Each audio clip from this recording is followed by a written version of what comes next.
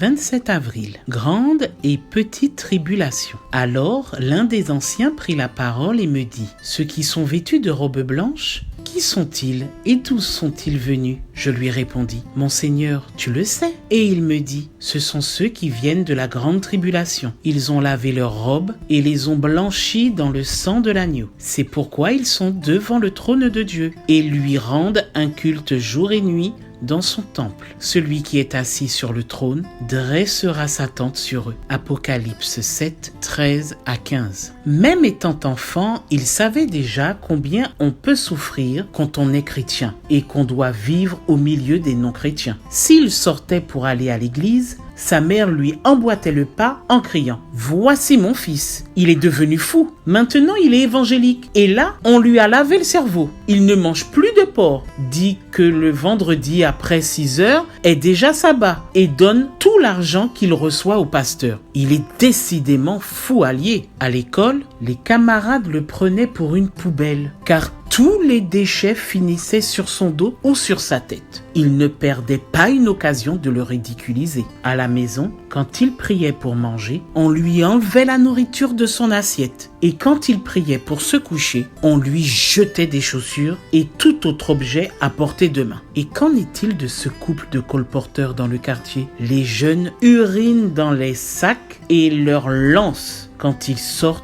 bien habillés pour se rendre au travail ou à l'église. Et que dire de toutes les fois où les différents pays du monde emploient la violence et les fausses accusations pour nuire aux chrétiens, voire pour les tuer? Aujourd'hui, de nombreux chrétiens subissent des humiliations et meurent pour l'évangile. Bien que l'Apocalypse annonce une grande tribulation peu avant le retour de Jésus, à chaque instant, des chrétiens sont exposés à des tribulations. Mais la Bible déclare aussi que Dieu a de grandes récompenses pour ses enfants fidèles. Aujourd'hui, Dieu te dit: reste fidèle, quelles que soient les circonstances, tu recevras la vie éternelle. Bonne journée à toi et que le Seigneur te bénisse.